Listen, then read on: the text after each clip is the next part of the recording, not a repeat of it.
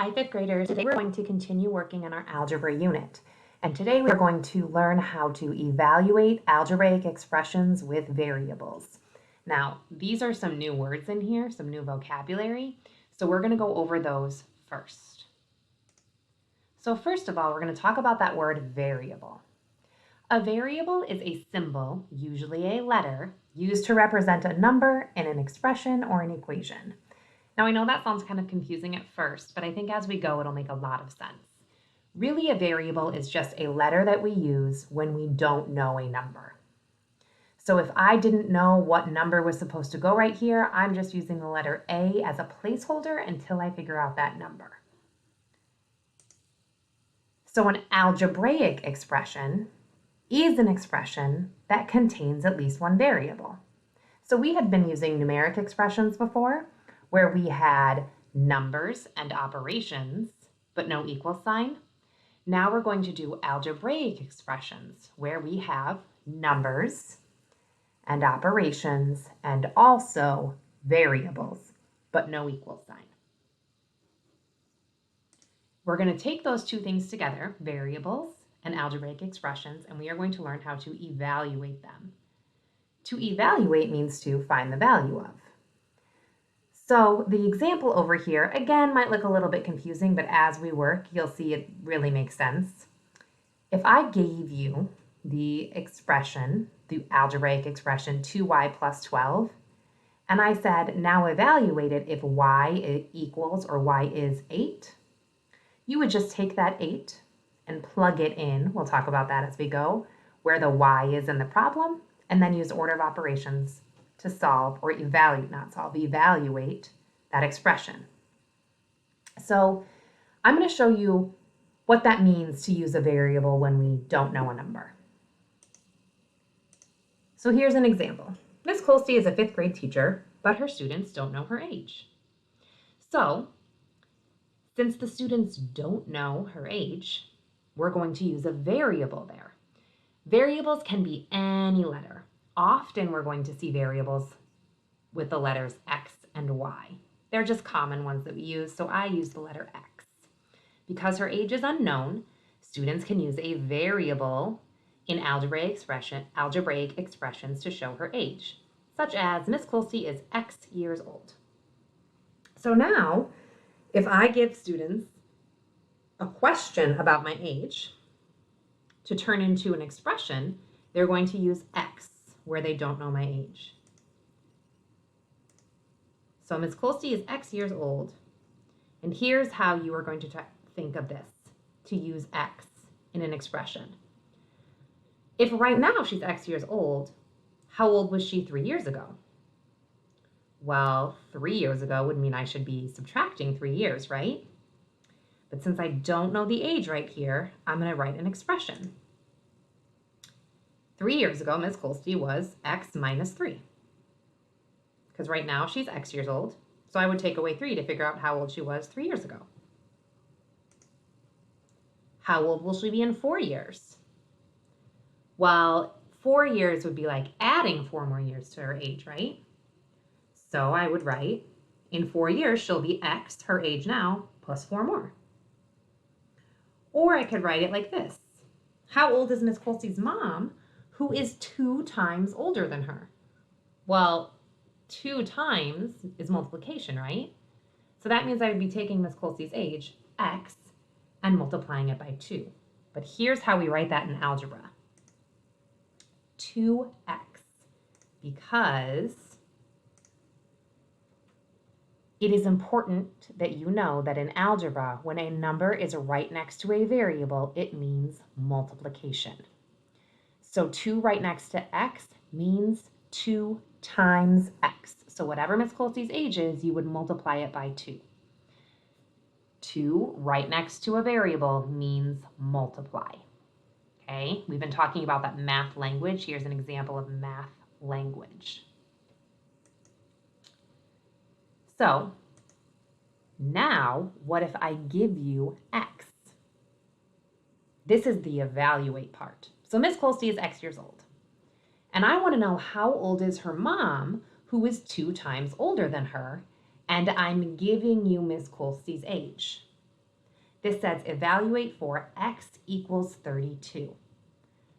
Okay, so what that means is, in this expression right here, when I say 2 times, because it's right next to that variable x, I know what that x is now. It's 32. So now I can solve how old Miss Colste's mom is. It is important to remember when we plug in what we know for the variable. So for example, x equals 32. Okay, that means I'm going to put that 32 in that problem. That with two numbers right next to each other in parentheses means to multiply. So I'm going to write 2 and then in parentheses 32. This means multiply. You can see right there, 2 next to a number right in parentheses means 2 times 32. So then I just evaluate that. I just do 2 times 32, 64. So what I learned here is Miss Colste's mom is 64 years old. Okay? So now we're going to do an example where we're following order of operations to evaluate. So here we have an example that says, evaluate for y equals 2. I'm going to pay attention up here. It's very important for me to see this. And it says, rewrite the expression with the value of y equals 2. So step 1 is just rewriting what you see here, but instead of y, you're going to plug in or put in this value of y, which is 2.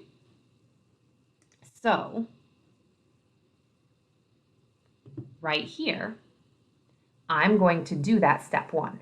Everything else is staying in the same. The entire operation is staying the same. The only difference is, here I'm going to do this part, 47 minus that 3 stays the same. But now that I know what y is, I'm going to plug it in. So this says y equals 2. So where I see that y, I'm putting a 2.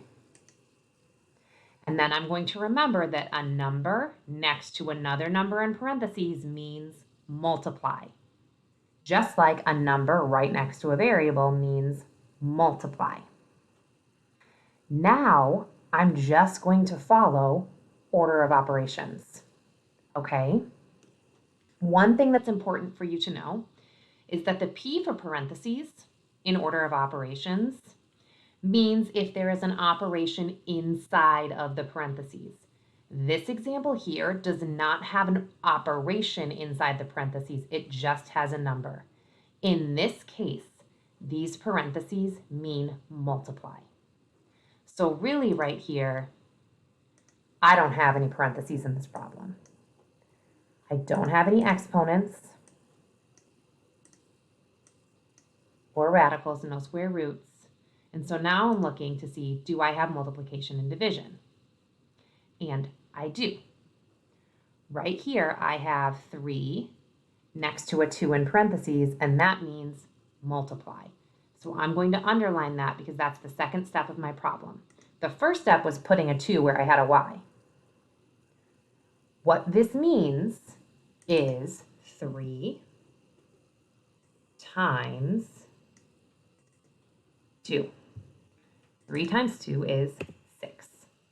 Now, as I said before, we're just doing order of operations now. So underneath that 3 times 2, directly under it, I'm putting that 6 that I just got. And then I bring down the rest of my problem the exact same way. So I haven't used that 47 yet, so it goes right here.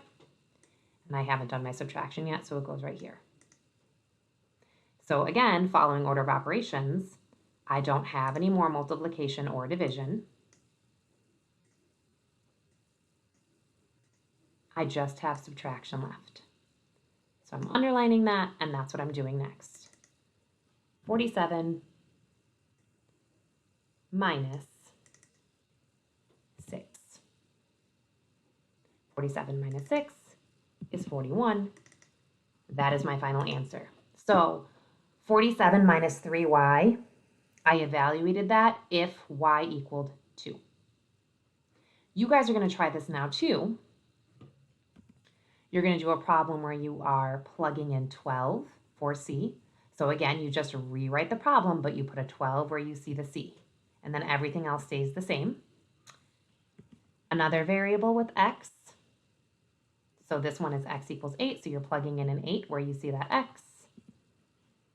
And then a 5 for a y, so you're plugging in the 5 where you have a y.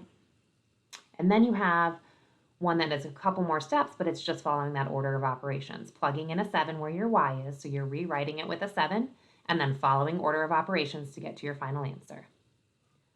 That's it. Good luck.